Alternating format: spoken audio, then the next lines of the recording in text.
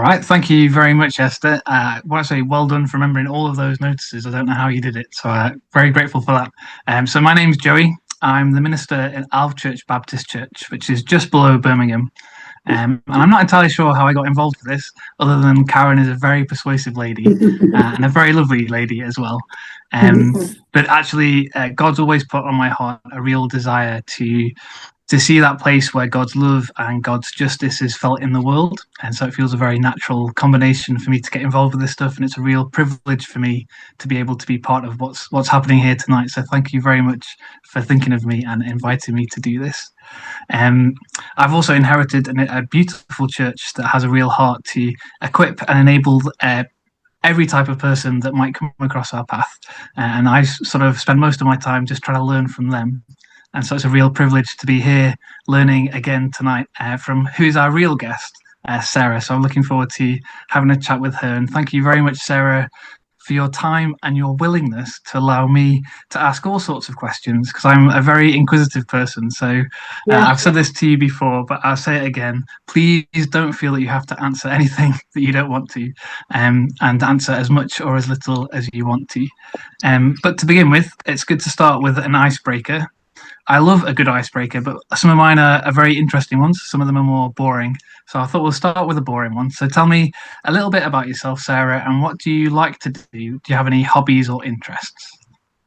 Well, I was pushed into early retirement during lockdown, and I am a keep fit idiot, you could say, although I do it all from home because I find it easier. I'm a member of an online gym and I've got my set of weights behind me. I am mad bonkers on sport. Pretty much most types of sport, but particularly football. And also at the moment, rugby union and the World Athletics Championship, dot, dot, dot. I do a summary of it every week for the Talking newspaper for blind and partially sighted people in Coventry, and it has kind of fed my passion. Fantastic. Got lots to entertain And yourself I'll with. also say that I have got two cats who are at large somewhere. So if you hear me saying Emily or Camilla, go away, you'll know I'm not insulting a member of the royal family.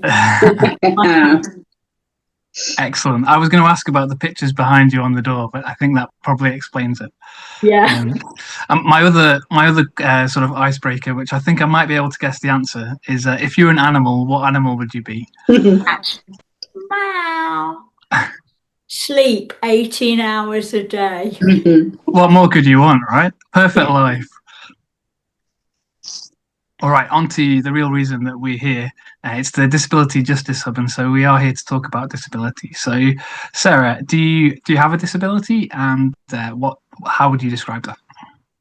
I have several disabilities, but the one that I'm here tonight to talk about is my visual loss.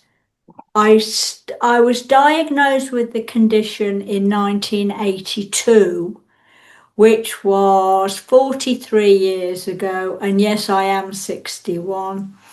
And I was given 5 years before I went blind. I was given some quite revolutionary laser treatment, which was very embryonic back then. But I was just told that it was my best chance of not being totally blind in 5 years. And can I ask what triggered that illness, or is it just something that happened? It basically stems from one of my unseen impairments, but I'm not going any further. Yeah, that's fine. Absolutely fine. Yeah. Thank you. And so, I mean, it's a huge change to your life, and a real sense of loss. You didn't just lose some of your sight, but also there would have been things that you perhaps thought that one day you would do that you were no longer able to do. And it's a kind of grief when somebody goes through a loss like that. What was that journey like for you? How did it feel? Was it a sudden loss, or did it take time as you suddenly learnt more and more of what was changing? Well, it actually didn't really affect me much at first. I mean, it started off with I was conscious of a little bleed in my eye, which turned out to be in the retina. I later discovered when I learnt all these terms. And once the laser had cleared that up and it had sort of dried up, it was pretty much business as usual because I was 18 at the time. I just got into university. So I sort of thought nothing more of it, went off, got my degree, did my teacher training. Yeah, least said about me and teaching, the better. Uh, and sort of got on with life. And it has been a very gradual thing. I think I was first assessed as eligible to register if I wished to, as partially sighted, probably mid-90s. So we're talking there about 13, 14 years after the initial diagnoses. And it was only a couple of years ago that I was told that I was eligible for a severe certificate and I could register blind if I wanted to. Although when I was at my consultant's a couple of months ago, he was saying, you're still partial. We're not registered, we wouldn't give you a severe yet. So it's like, what the X going on? What do they know? I just know what I can see. And having been given this diagnosis of what would presumably happen in the future, how did that feel for you? That kind of unknown, that potential kind of something that we would lose in the future. At first, it was pretty scary. And I think I did what virtually everybody does if they hear that someone is blind or got a visual impairment. They close their eyes and feel around. And how would I cope? But life is only like that, excuse me, for 3% of people registered as blind. Everybody else has some light perception or some vision. I mean, in my case now, my vision is extremely tunneled. I actually lost all the vision in my right eye because of the very early laser treatment. The laser was too strong and it caused a cyst, and the cyst went pop, and so went the centre of my eye, apparently. I didn't feel it. But now I see probably, I don't know if you can see this, I'm bringing my hands in, literally through a tunnel about a foot wide at the end of my hands outstretched. So anything on either side, you're warned, I'll let you. Okay, I've been warned if I'm ever in a room with you. And that Uh, certainly makes life difficult, both at football matches and also actually at church, because I have to explain at church why I don't need guiding once I'm inside the actual sanctuary and heading towards my seat. And we love our own seats, don't we? And woe betide if anyone's sitting in my seat. But then afterwards, in the coffee break, when everybody's mingling and the chairs are all pulled out, that is when I might say to someone, "Can you give me a hand?" and how is that journey of having to ask people for help? How has that been? Has that been a difficult journey for you, or has that been quite comfortable? It was quite difficult, and it's really, I would say, only probably the last 2 or 3 years that I've even begun to say to people, look, I have a visual impairment. I will not carry a white stick. I do use a stick, but it's a walking stick from where I broke my leg and had it pinned a few years ago. But it is purple with orange flowers on it. And I mean, that's great. It's a great vision of you with this bright stick.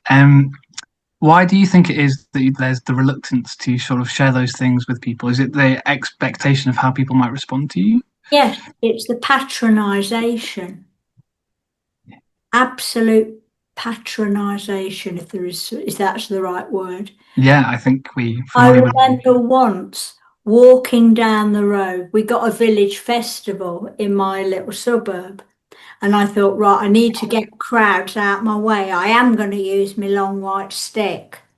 And I actually had someone tap me on the shoulder and say, "Oh, you're so brave." And it's remarks like that. Or they'll say, "Oh, you're doing ever so well." Even during COVID, I had someone almost leer into my face and Oh say, no. "You're doing very well, but if you need any help, I'm here."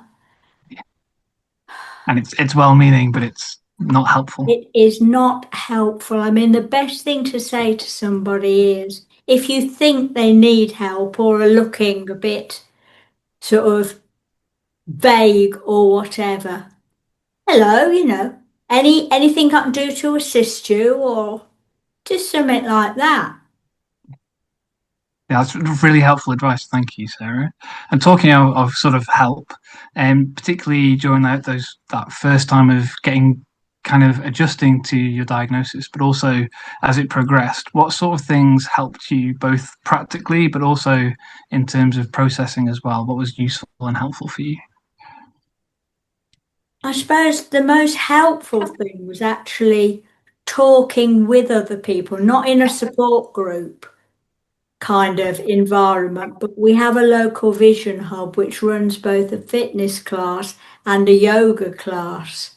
And I'm big on yoga because Mm. I'm very flexible, but I won't demonstrate.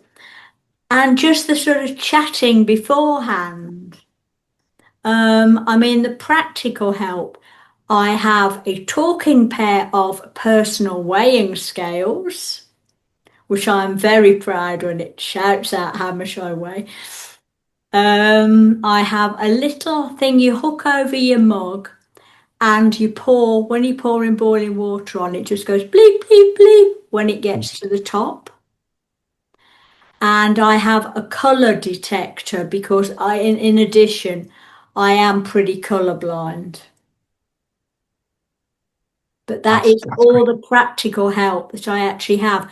I do use things like my phone and my iPad to the maximum. I mean, if anybody is even feeling lazy, have a go with Hey Siri because you will never, well, you will, but it will minimize, Hey Siri, what's the time? No, she's Excellent. outraged down there. But Brilliant. And what advice would you give to somebody who either has just received some news like you received, or somebody who is walking alongside somebody who's going through that process? I think they really are totally separate. Yeah, To anybody who's just received a diagnosis, I would say try and have a chat with somebody with a similar eye condition. Don't isolate yourself. I mean, I've just signed up it's a new scheme the RNIB are running called buddying. And after a period of training, not CRBs, DBSs, etc., we will be available for people to ring the RNIB and just say, I need a chat with someone. Um, really find out about what help there is out there because there is a lot of help and the way technology is evolving is incredible. To somebody walking alongside somebody, I would just say always be led by the visually impaired person.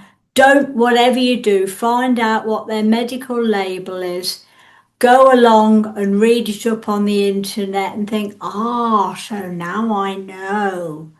Because I have two friends who have the same eye condition as me. I can read, albeit if it's print, I prefer 14-point Arial. Um, One of my friends with same eye condition has a guide dog, totally. well, apart from a bit of light perception, totally blind. One has a full driving license. We all have the same medical label. Yeah, that's great advice. We can be so quick to try and put people in boxes and actually kind of forgetting that people are individual and every case is different. Yeah, I mean, just by looking at me, I don't think you'd know that I have this tunnel vision, No, for not at example, all. or that I can't see anything out here. They soon know about it in No. combat. Um, That's just what you tell them, right? yeah, I always say nobody stand on my right or I won't be responsible. But always ask the person who has the impairment. Don't assume. And how, Assuming makes an ass of you and me. absolutely. And how does it feel for you when somebody does sort of ask you a question like that? Because I think sometimes from someone on the outside, it can feel a bit improper to just delve into to something like that. But how does that feel when you receive that kind of question? What specific question? So Sorry. something like, what can I do to help you, or what would be helpful to you when I'm doing this, that, or the other? If they ask me, and I will assume if they actually ask rather than jump in, Yeah. that I have told them, I will, I'll probably let them know. I mean, it might be that I just say, I'm okay, thanks. And that's the other thing. Don't be offended if a disabled person says, I don't need any help. It may not be that, they're thinking, oh, not another do-gooder. But we may not need help because I think everybody has techniques that they develop and do things differently or differently to the outside world. I mean, one example where it went a bit wrong was in my church it was about a fortnight ago now. Someone said, Oh, Sarah, you go and sit down. I'll go and get you a cup of coffee. And I was thinking, well, I could actually get it myself, but okay, take her up on it. But then she just forgot me, Oh, and yeah. it was If you're going to say you're going to do something, you've got to do it. because what also helps me is I have absolutely no face recognition. That isn't actually to do with my diagnosed disability. That is a trait that some people have, and it runs through my family. My dad had it. So, I think actually most visually impaired people will always say, oh, hello, Sarah, it's Karen. Or, hello, Sarah, it's Esther. That's great advice. Yeah. So you mentioned earlier on about sort of getting the diagnosis about 18 and teacher training as well. And so it sounds like sort of your diagnosis progressed as you did as you grew up as well. And so what was your career life like in terms of um, what did you do and how did that match with your capabilities in terms of your disability? Well, I suppose my career actually cosseted in some ways my impairment, but hey ho, why not? I could say it benefited it Mhm. because I graduated with a degree in social policy. Then I did teacher training for the year, but I'm afraid it was the era of Maggie Thatcher and mass unemployment. So it's like, oh, another year on the student grant. I taught for 2.5 years and then nothing to do with my vision. I just thought, I can't do this any longer. And I knew I faced 6 months without any monetary support other than my savings. But I just thought, I cannot do this until I'm 60. Well, it would be 67 now. And I was lucky that I got a job within about 4 months doing some research on barriers to employment for disabled people. With a voluntary project, I was funded by the City Council. One bit of funding led to another, led to another. 5.5 years later, I moved to the city council and got my dream job, leisure development officer for disabled Nice. people. But having said that, the definition of leisure as was in Coventry was very wide because we even covered the creme sports centres, the museums, the libraries, you know. I won't ask what they do for leisure in Coventry. Yeah. I mean, Uh, actually, Coventry is accessible, and certainly the football club have done quite a lot of things, although those steps going down still. Oof.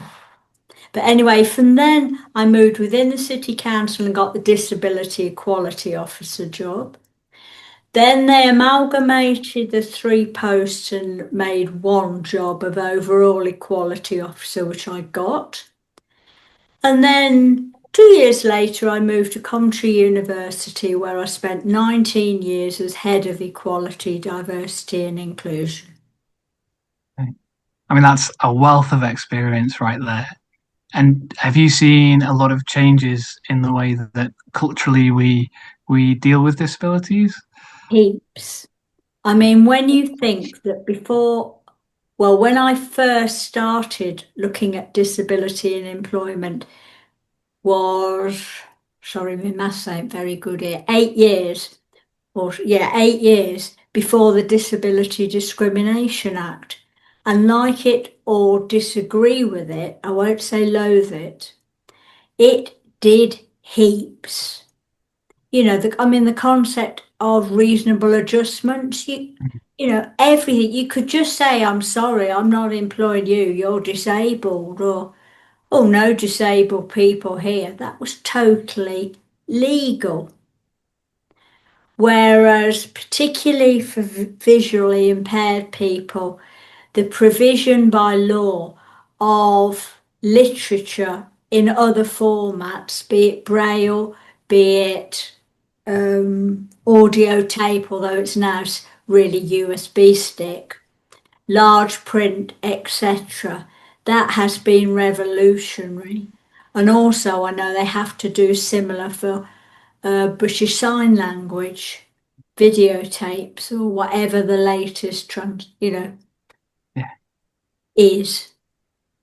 yeah, we've come a long way, but we've still got plenty of distance to cover yet. To Oh, we have, but we really have come a long way. Main thing is we need to get some of the legislation to work, and also I fear I won't get into party politics here because it's not the remit, but I fear what could come. yeah, and that's The understandable. I think there's a sense for the majority of people who are disabled in any way that there's an extra layer of vulnerability, particularly to changes in policy or government, which is very difficult to deal with. Yes, there is. I mean, there's been a lot of talk about changes in benefit that we know were then cancelled out. But I think that was just the tip of the iceberg.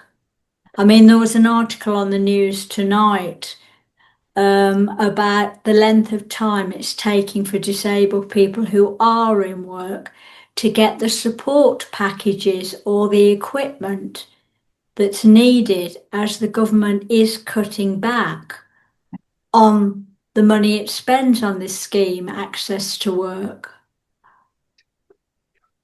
Yeah, and it's all stuff that is part of life that you can't avoid.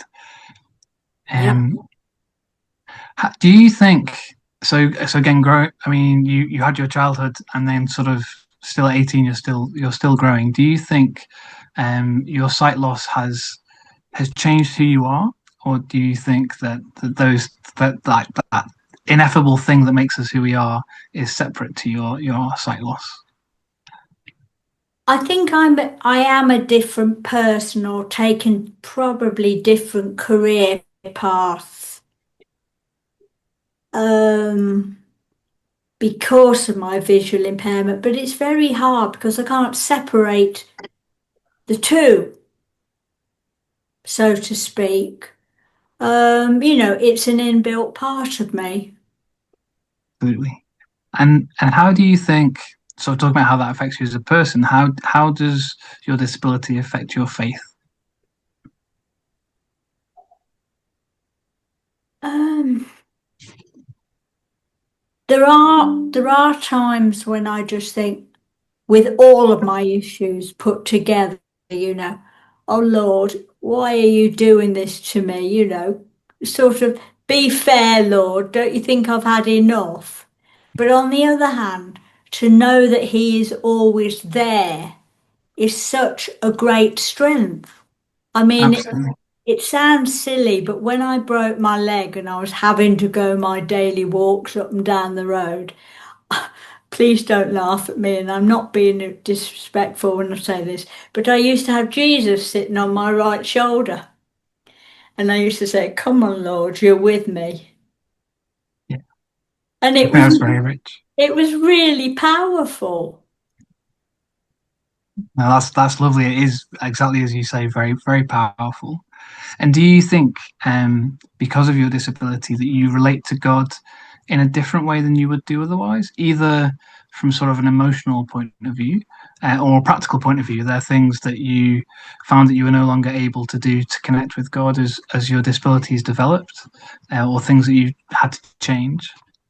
I don't think my relationship per se with God is any different, but I do get frustrated by, for instance, not being able to see all the words on the screen at church and just thinking, well, I hope I know either the hymns or the tune or the words.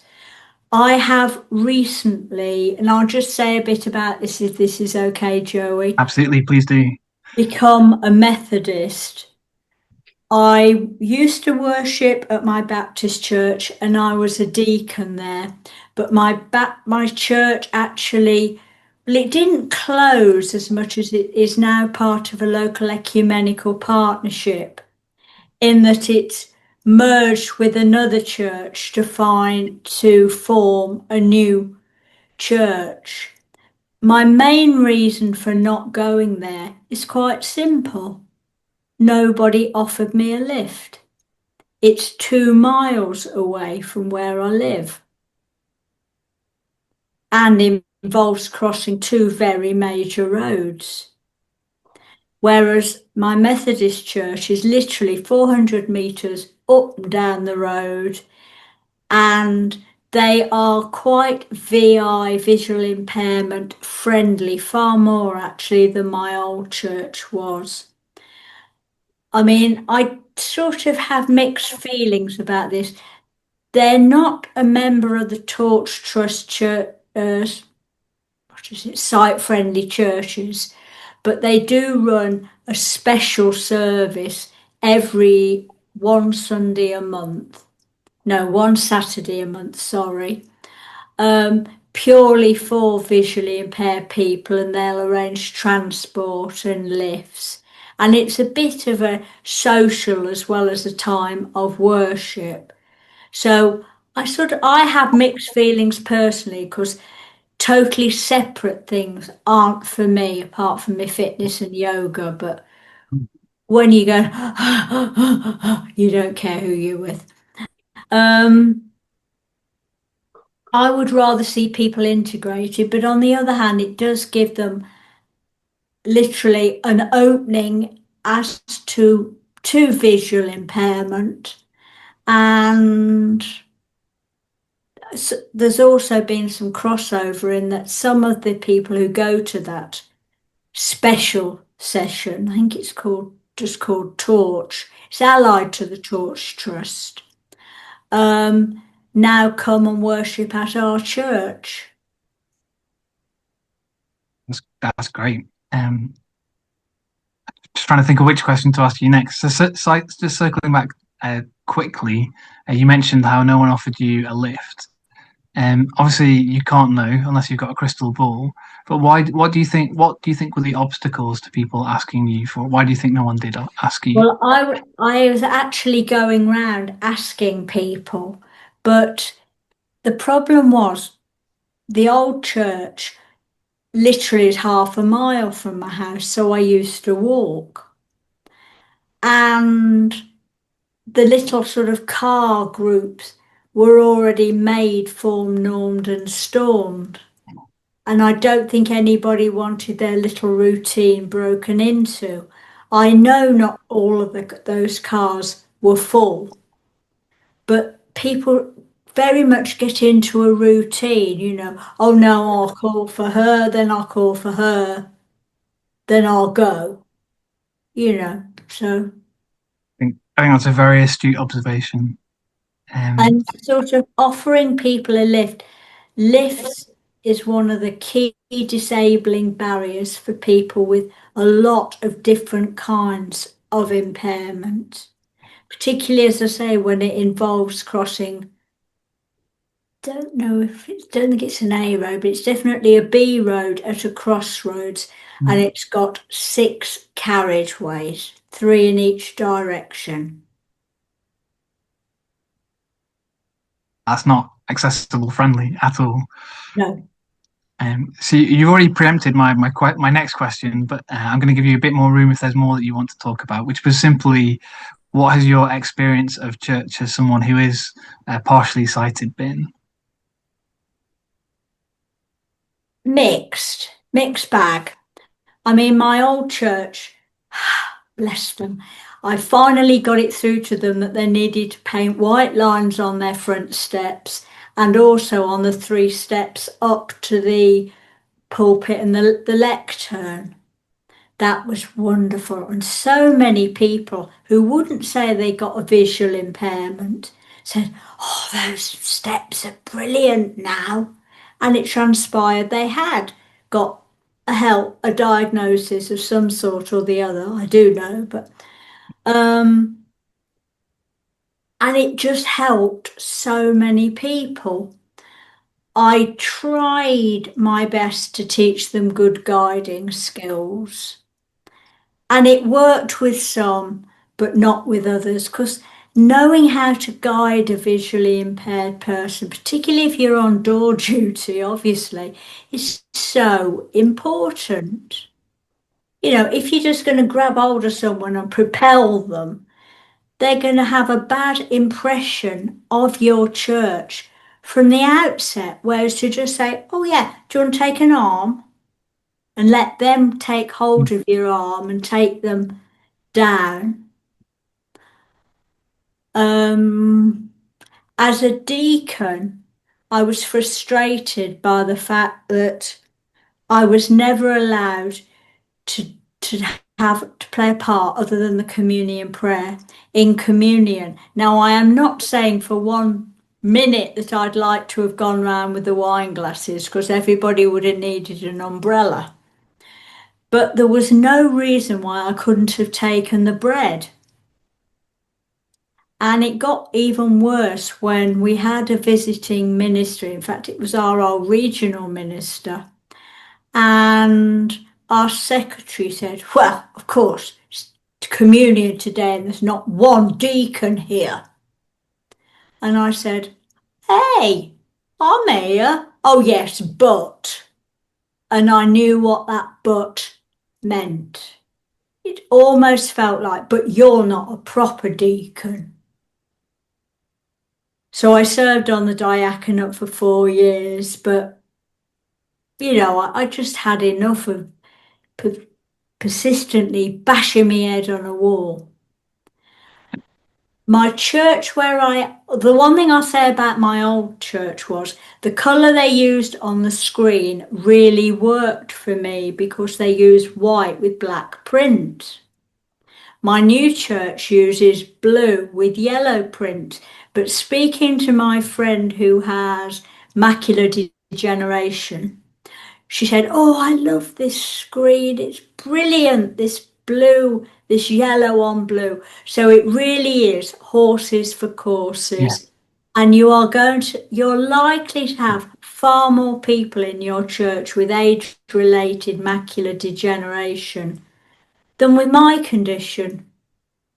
So I just think, okay, as long as I can make out the last two words of every line in the hymn or I know it.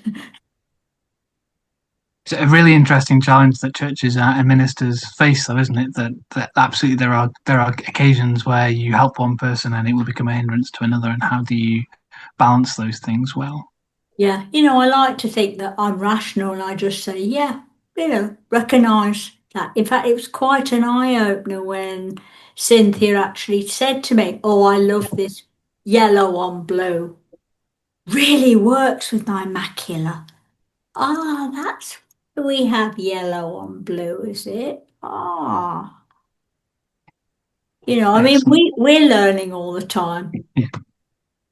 And you sort of mentioned some of the things you mentioned to me feels kind of like a culture thing. That there are some people who just, for whatever reason, they've got certain things into their head, and they fail to be able to see outside of the box.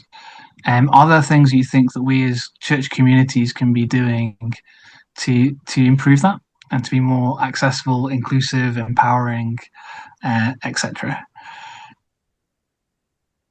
I think it would be probably quite. Sorry, when I'm thinking, I stare into space. I'm not ignoring That's everybody. absolutely fine. I think it would be really good if somewhere along the lines you could make sure you incorporate some disability awareness. I'm not saying, oh, have a disability awareness service where you're going to teach people this and wrap them for thinking that, but just subtly.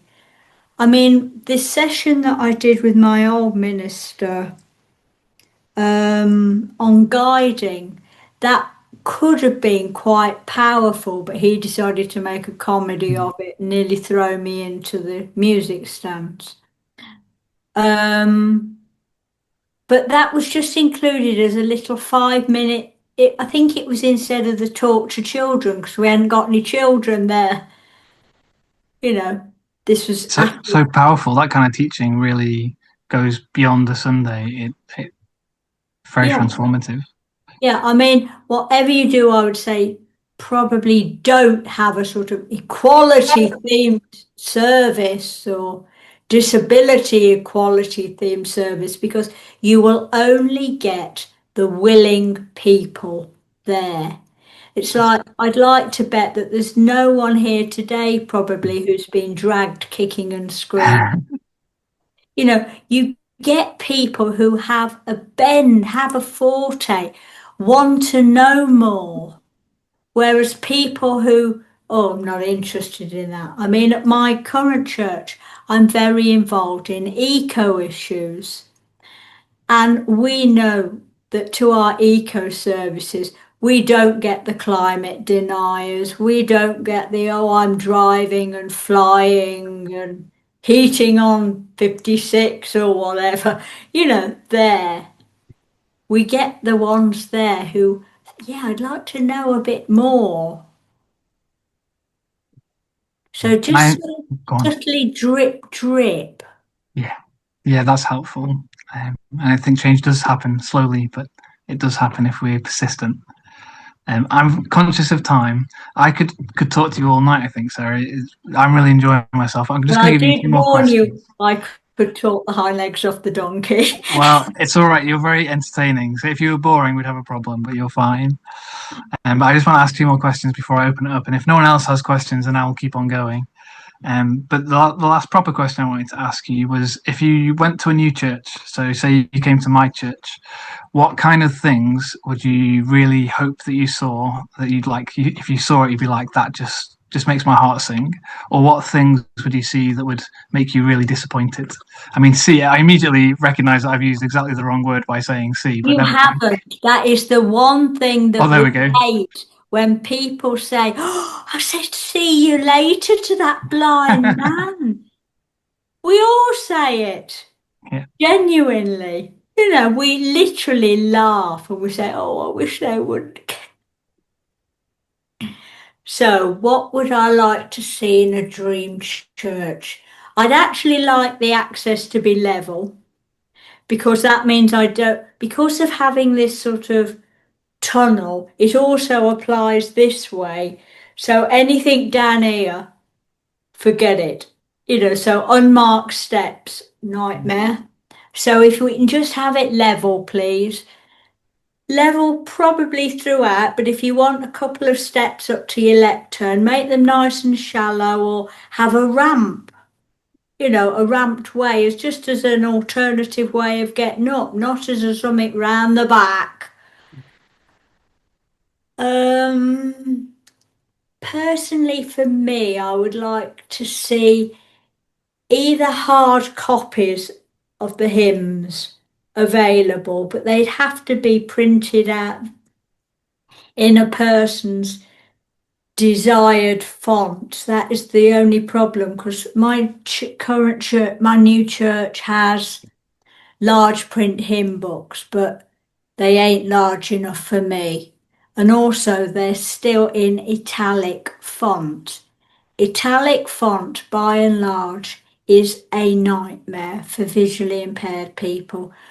Most of us, in fact, everybody I know who can read, would just like comic songs or Arial to Homer, Helvetica, anything without serif, without the squiggly things, in other words. And also, capital letters make life so much harder. Interesting. Accept that you need them perhaps in a heading. Yeah. Please don't put a whole chunk on the screen in capitals because we all glance read. Whether we like to think, oh no, I've studied that, we all glance read. And if everything is in a capital, it is literally between these two tram lines.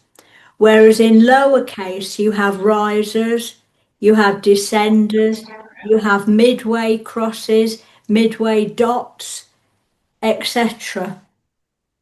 That's really helpful. I would never have thought of that, so I'm very glad that you said that. And you also very helpfully answered a question that Nikki asked about previously when you talked about the screens. They asked whether or not they had large print of the songs available for you. So well done for answering the question that you didn't know that you had. I'm Um, sure actually that they would willingly print them out for me, but what I'm going to try and do is get a system that they email them to me and I just take my iPad. oh, lovely. Yeah, You and that kind of collaboration, working with the church, and yeah. that's great. I mean, as a minister, that makes my heart sing as well. Having people engaged with the process.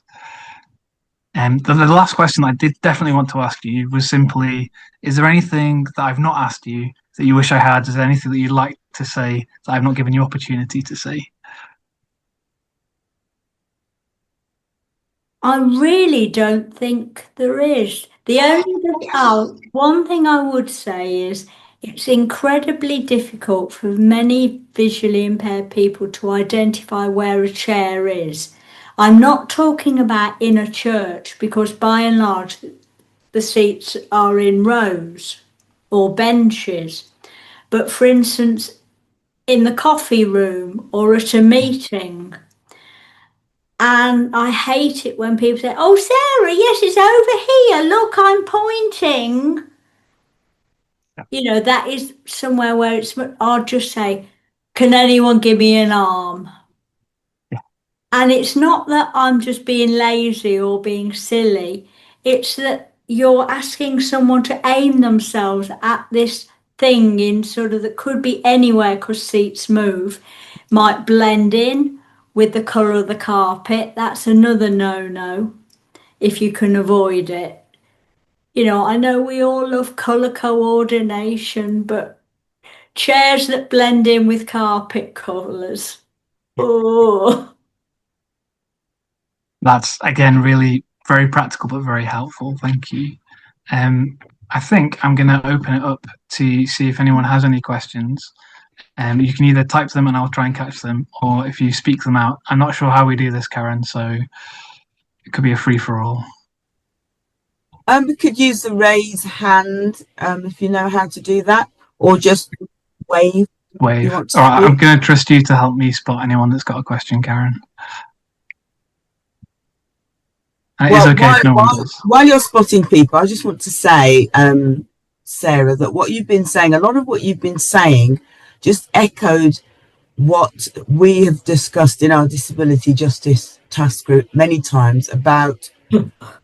making relationship with people, Yeah. because a lot of things you've spoken about, if you can make a relationship with somebody, whether they're blind, deaf, or whatever, cerebral palsy, whatever, then actually the asking what they need, or asking what has upset them, or asking what's helpful, is such a lot easier if you've already got Yeah. if you've already got a relationship, if you already feel like you're friends. Yeah.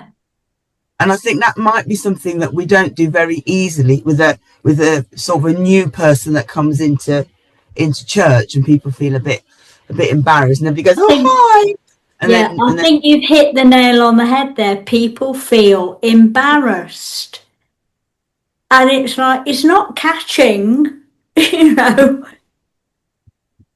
mm, And very few of us will say, look, you've used the wrong term. How dare you say that? What I will do if anybody uses the term I don't like, I can't think of one now off the top of my head, is I'll just say, oh, you mean my impairment, or, oh, yeah, my disability, you know. Something I will deflect it by using the preferred word. So please don't let saying the wrong thing put you off. I mean, I'm not saying there aren't one or two disabled people who won't jump up and down and shout at you, but mm. they are very few and far between, because most of us have heard it before anyway. Thank you. Got Wendy and then Nikki got their hands up. Hi. Just a quick question. I'm disabled in that I'm autistic and have ADHD. But one of the things I find that when it comes to reasonable adjustments, they don't have to be massive to make a big difference. Some people expect when you say you want a reasonable adjustment that they're either going to have to spend lots of money or do lots of work. Do you sort of have the same experience? Pretty much so, particularly in the first years of the DDA, Disability Discrimination Act.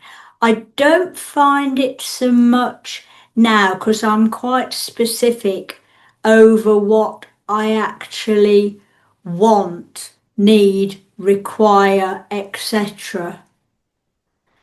But certainly people are a bit fearful of the cost, or can be.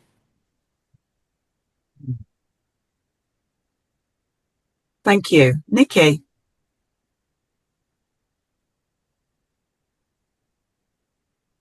There we go.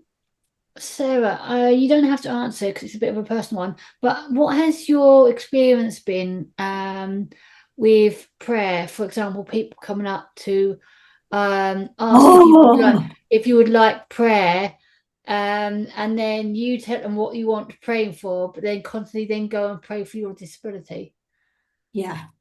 Well, I had a very bad experience of that, if I can start off with that before answering more general.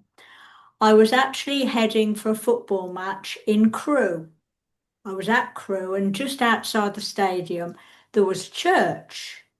I think actually it was a Baptist church, but I can't be 100% sure. But it was a recognised faith one.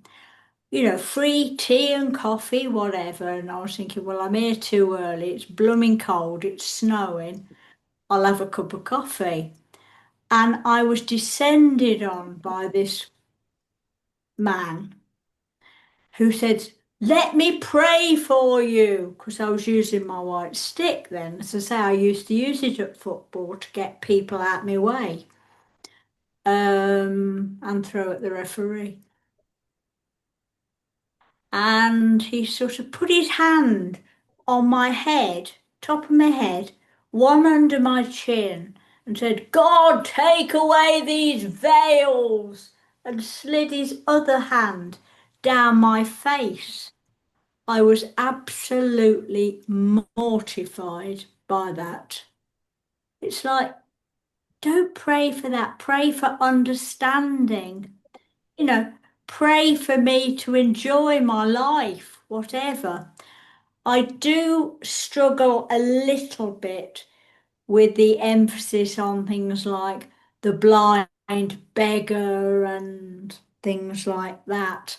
But I think it was when I was on the Disability Justice Hub, um, we did look quite a lot into that. And a lot of us now just take it as kind of metaphoric. And you have to, but I do get a feeling, don't look at me when people are talking about, let the blind see. Because please don't personalize it, kind of thing. Yeah, well, I'm going to have probably the last word before Esther now. One thing that my best friend became blind about 3.5 years ago. She's got no vision in one eye and about 8% in the other. And she has been really shocked and surprised at how people take liberties with her body. She said suddenly people will touch her. They come up behind her, they'll touch her. They think they're helping. But really, I think we need to be careful, whether it's praying or anything else, about actually touching people. If they can't see you because of tunnel vision or because they're blind, you can, for number one, you frighten the life out of them. Yeah. And I just think, and also just about taking liberties with people, because it says something about perhaps what we're thinking about them as people. Esther, you're on mute, Esther. That's it. I was struggling to unmute there. The joys of technology. I just want to say really big thank you to Sarah for being so honest and sharing things that are quite difficult. So thank you, Sarah. And thank you, Joey, as well, who was able to come up with some brilliant questions for Sarah and really able to, listen well to what she was saying and ask the next question that led on from that. So big thank you to Joey, who was our host, and Sarah, who so brilliantly shared. So thank you to them. I hope that you enjoyed this evening and that it's been useful. We have another one coming up. Can you remind me of the date and what it is? It's October 15th of October, and the Reverend Susan Myatt will be talking about her story. Susan is the Baptist Union's first deaf minister, and she'll be talking about her story. Yeah, brilliant. Invitations will come out. We'll send out a separate invitation. It'll be the same process. And hopefully by that time we might have sorted out the Zoom a bit better. But I'm grateful to everybody for sticking with us.